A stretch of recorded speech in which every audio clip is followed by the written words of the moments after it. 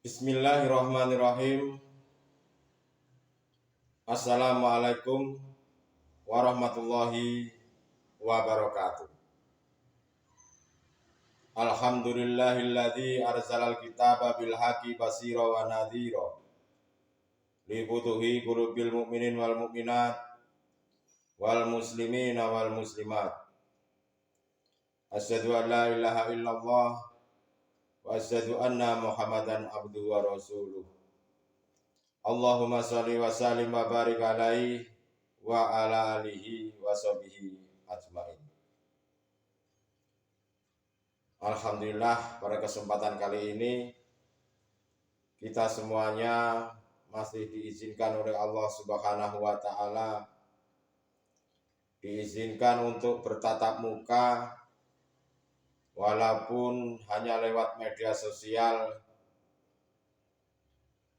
tetapi semoga hal ini tidak menjadikan halangan suatu apapun. Dan pada kesempatan kali ini kita semuanya wajib bersyukur kepada Allah Subhanahu wa taala, di mana Allah selalu membimbing terhadap hamba-hambanya yang berserah diri. Saudara-saudariku dimanapun Anda berada, pada kesempatan kali ini kami akan menyampaikan sebuah bimbingan kerohanian, suatu bimbingan hati untuk mengesahkan Tuhan. Untuk itu pada kesempatan kali ini kami akan menyampaikan tentang sesuatu tentang Tuhan atau tentang Allah Subhanahu wa taala. Saudara-saudariku yang berbahagia, bahwasanya seluruh agama yang bersumber dari kitab-kitab masing-masing, baik dari kitab Taurat, Zabur, Injil, bahkan yang bersumber dari Al-Quran, itu semuanya tidak lain hanyalah mengisahkan atau membimbing hati untuk mengenal Allah Subhanahu wa taala. Membimbing hati untuk mengenal Tuhan yang sebenar-benarnya.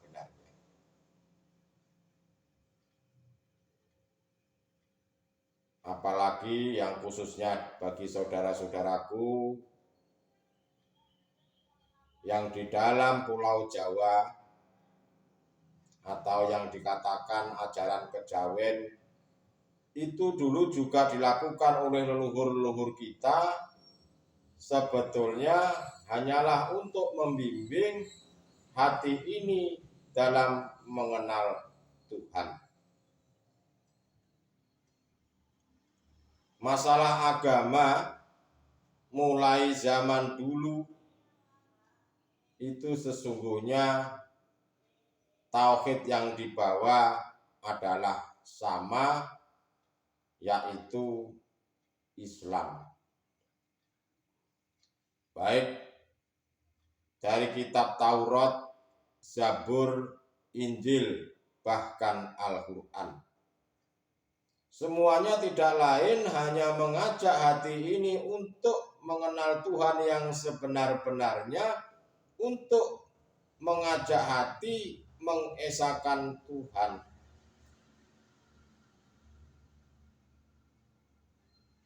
Tetapi kenapa kok ada muncul agama Buddha, Hindu, Nasrani, dan lain-lain sebagainya itu? Masalahnya apa? Karena semua di dalam kitab itu tersebut bahwa para nabi dan para rasul itu mengajarkan yang sama, yaitu bagaimana caranya mengesahkan Tuhan, bagaimana caranya mengenal Tuhan yang sebenar-benarnya.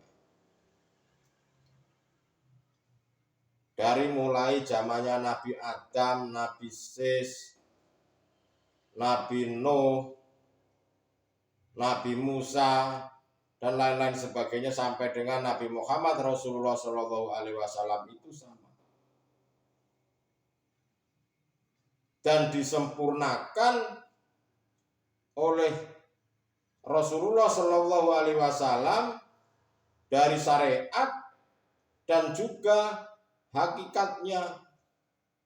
Ibarat kata sebuah perundang-undangan di suatu negara,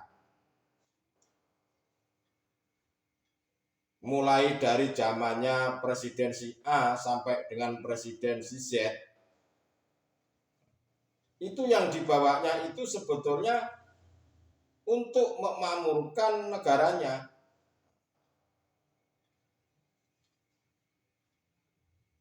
Dari mulai undang-undang A belum sempurna, disempurnakan lagi kepada Presiden B, disempurnakan lagi kepada dari Presiden C, disempurnakan lagi sampai dengan Presiden terakhir.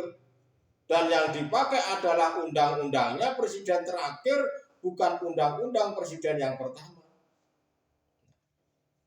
Begitu pula dengan ajaran-ajaran agama yang disampaikan oleh para nabi dan para rasul dan disempurnakan oleh Nabi Muhammad, maka yang dipakai hukumnya adalah hukum yang diajarkan oleh Nabi Muhammad Rasulullah Shallallahu Alaihi Wasallam. Kenapa ada perbedaan-perbedaan di tengah-tengah umat? Kenapa ada perbedaan-perbedaan di tengah-tengah masyarakat? Muncul agama A, muncul agama B, muncul agama C. Sebetulnya hanyalah di situ sebetulnya ada tendensi-tendensi nafsu, di mana untuk membenarkan dirinya sendiri bahwa agama si A ini benar, agama si B ini benar, agama C ini yang salah, agama D ini yang salah. Itu sebetulnya adalah disebabkan karena ada tendensi-tendensi nafsu dirubah sedemikian rupa oleh oknum sehingga terpecah belah. Sebetulnya tauhid yang dibawa oleh Nabi Adam sampai dengan Rasulullah Nabi Muhammad itu tauhidnya sama, yaitu mengajak hati mengesahkan Tuhan, mengajak hati untuk mengenal Tuhan yang sebenar-benarnya.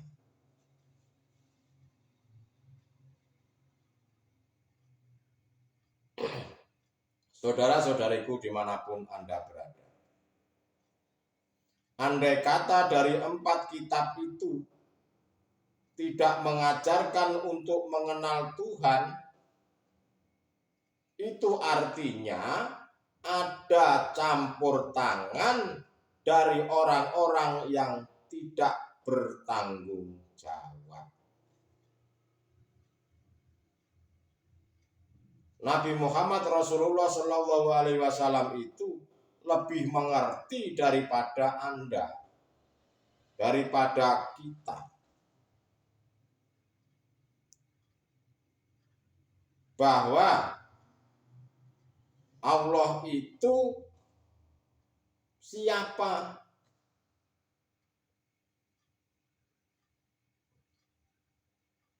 Dan kemakrifatan itu merupakan sebuah pekerjaan hati dan bukan pekerjaannya jasad jasmania atau bukan pekerjaannya fisik.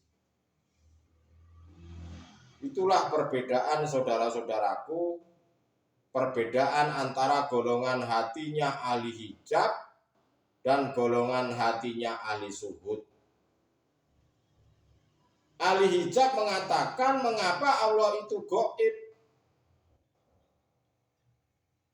Ya karena sebetulnya mereka itu menggunakan kacamata jasad ini. menggunakan akal ini. Sehingga ahli hijab adanya saling akal mengakali, saling benar membenarkan, saling salah menyalahkan, atau saling bantah-bantahan. Makanya Rasulullah Shallallahu Alaihi Wasallam mengatakan, saya lebih paham daripada kamu. Karena pada waktu zaman itu mereka itu berbicara tentang Allah, tentang Tuhan, itu menggunakan akal ini, menggunakan kacamata jasad jasmaniyah ini, ainul basariyah ini. Sehingga tidak faham-faham apa yang dilakukan sudah benar menurutnya. Sedangkan untuk mengenal Tuhan, mengetahui Allah yang sesungguhnya, kita harus menggunakan ainul basiroh, mata hati kita. Untuk mensinkronkan hal tersebut, ya syariatnya digunakan, ya hakikatnya juga dilakukan. Kecuali bagi golongan saudara-saudaraku yang berada di Majedubun, di makom khos yang akalnya dihilangkan, yaitu terserah kehendak Allah. Ada terkecualikan. Kenapa Allah itu mendatangkan bala atau berbentuk hukuman-hukuman? Karena mereka itu kebanyakan manusia ini telah mengingkari janjinya pada Allah. Bahwasanya sebelum ruh ini ditiupkan, nama ruh ditiupkan ke jasad, ini proses. Alastu birobikum, semuanya menjawab, qalu bala syahidnya.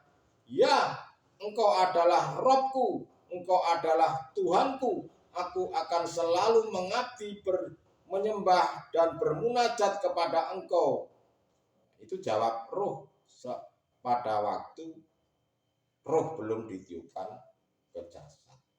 Nah, akhirnya setelah ditiupkan ke jasad, menginjak ke akil balik, mulai mengenal uang, mulai mengenal dunia, mulai mengenal percintaan dan lain-lain sebagainya, itu adalah kita telah mengingkari perjanjian Allah sebelum ruh ditiupkan ke jasad ini. Lalu bagaimana caranya kita ini jangan sampai hati kita itu selalu berselingkuh terhadap Allah. Dirimu harus bisa kembali kepada Tuhan, harus kembali kepada Allah yang sebenar-benarnya. Dan ajaran untuk bisa kembali kepada Allah bukan hanya di syariat saja, tetapi harus menggunakan hukum hakikat menuju makrifat. Karena kesempurnaan suatu agama di dalam dirimu, manakala engkau sudah mencapai kesempurnaan makrifat terhadap Allah. Karena ditemukan masih banyak manusia ini mengenal Tuhannya, mengenal Allah, itu masih sebatas nama.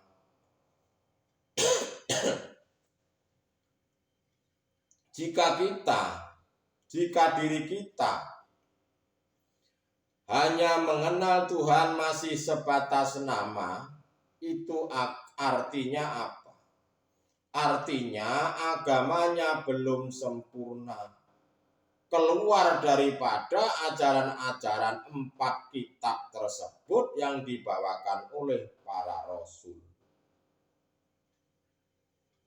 Karena seluruh kitab-kitab yang diturunkan oleh Allah itu, di dalamnya itu banyak ayat-ayat, dan semuanya ayat-ayat tersebut mengajak dirimu agar hatimu tidak menyembah berhala. Sebuah ajaran-ajaran, ayat-ayat tersebut mengajak hatimu agar menyembah Tuhan yang sebenar-benarnya. Untuk itu, agama yang benar hanyalah agama yang mengajarkan hati untuk mengenal Tuhan serta mengesakannya. Itulah agama yang benar. Makanya di dalam Islam sendiri ada ajaran-ajaran tentang hakikat menuju makrifat yang dikenal dengan ma'rifatullah. Saudara-saudariku dimanapun Anda berada, bahwasanya perlu diketahui dari 4 kitab tersebut konsepnya adalah mengajak hati untuk mengenal Tuhan dan mengesakannya. Apalagi di dalam Al-Quran sendiri mengajarkan pada keesaan pada Allah. Qul huwallahu ahad. Katakanlah wahai Muhammad bahwa Allah itu ahad, bahwa Allah itu adalah esa. Itu selalu ditekankan oleh para ulama-ulama kita, ditekankan oleh Allah juga di dalam umat agama Islam. Jadi berhubung kebanyakan umat ini, kebanyakan manusia ini dirinya telah terkontaminasi atau terprovokasi oleh hawa nafsu, maka manusia ini kebanyakan usianya itu dihabiskan untuk menghamba terhadap kesenangan-kesenangan duniawiyah, menghamba pada urusan-urusan syahwatun dunia. Hatinya, ini konteksnya hati. Jadi mayoritas sebetulnya ini yang tahu hanyalah golongan hati mereka ahli zuhud. Pasti tahu. Mayoritas kebanyakan manusia di muka bumi ini, itu kebanyakan mereka hatinya masih menghamba terhadap selain Allah. Padahal yang namanya semua utusan-utusan, para nabi atau para rasul, mereka menekankan untuk hati menyembah Tuhan yang sebenar-benarnya, bukan menghamba terhadap berhala.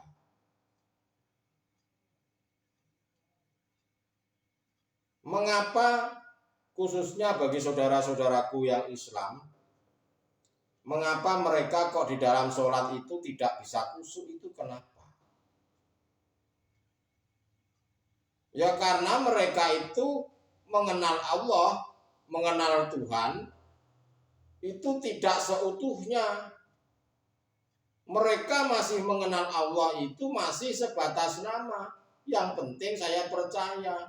Nah, imannya itu loh masih duduk di nurul iman. Kenapa mereka itu tidak risau, tidak galau, tidak sedih? Itu kenapa?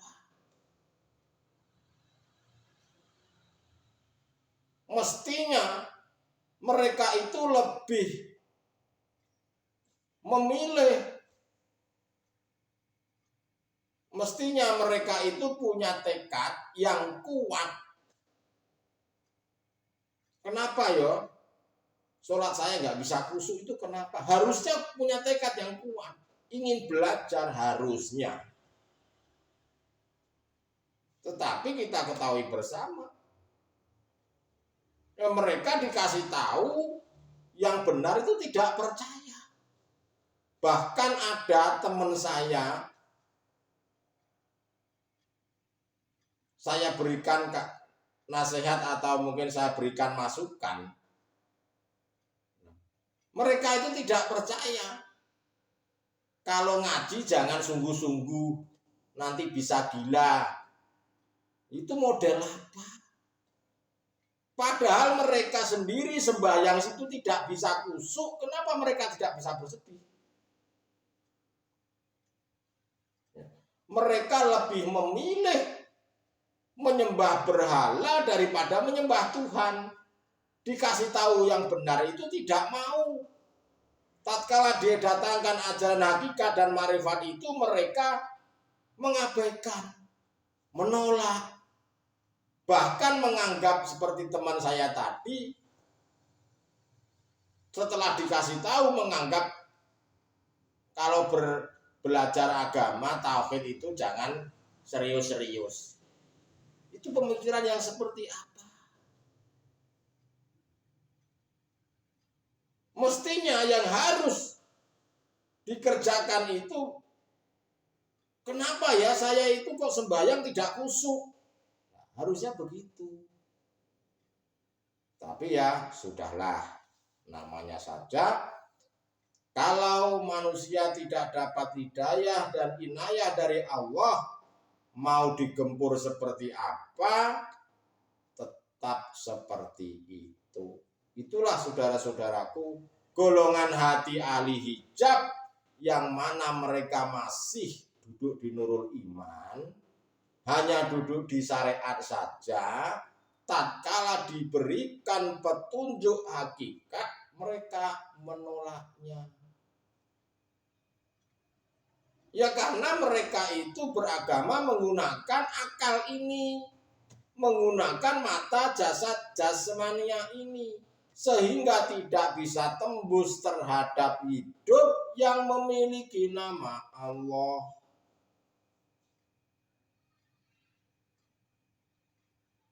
Padahal Allah itu hakul mubin, sangat jelas dan sangat nyata. Jika panjenengan, jika diri Anda ini ingin bertemu dan melihat Allah, maka dirimu harus tahu, harus paham, harus melakukan hukum-hukum hakikat menuju marifat yang disampaikan oleh guru akhirat. Itu kuncinya. Nah, ini adalah sebuah proses. Saudara-saudariku dimanapun Anda berada,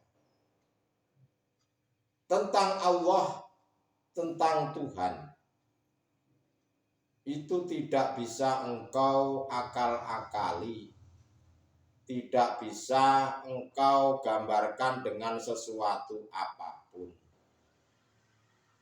Jika panjenengan hanya duduk di syariat saja, jika panjenengan hanya menggunakan akal-akal ini saja, maka yang ada akal-akalan seperti contoh, saya ini hebat membaca Al-Quran, saya ini hafal hadis, bahkan mengaku dirinya sanadnya sampai dengan Rasulullah. Merasa ini aku yang mulia, merasa ini aku yang berilmu, merasa ini aku orang yang hebat. Makhluk itulah yang justru merasa yang hebat makhluknya itu akan semakin menutup hatimu, tidak bisa melihat dan bertemu pada Allah. Itulah saudara-saudaraku, kesimpulannya adalah jika kita ingin memiliki agama yang benar, jika kita ingin bertuhan yang sebenar-benarnya, maka carilah suatu agama yang mengajarkan hati untuk mengesahkan Tuhan, untuk mengahadkan Allah Subhanahu wa Ta'ala. Lalu yang kedua, Jika panjenengan ingin tahu tentang Tuhan, ingin tahu tentang Allah Subhanahu wa Ta'ala, Anda harus belajar tentang ilmu hakikat menuju makrifat, memahami dan harus melakukan secara istiqomah. Itulah saudara-saudaraku pada kesempatan kali ini. Semoga apa yang kami sampaikan betul-betul bermanfaat buat kita, buat saudara-saudara kita, buat anak cucu kita sampai dengan yaumil kiamah. Jika ada kata-kata yang salah atau mungkin kurang berkenan, kami mohon maaf yang sebesar-besarnya. Akhirul kalam. Wabillahi taufik wal hidayah. Wassalamualaikum warahmatullahi wabarakatuh.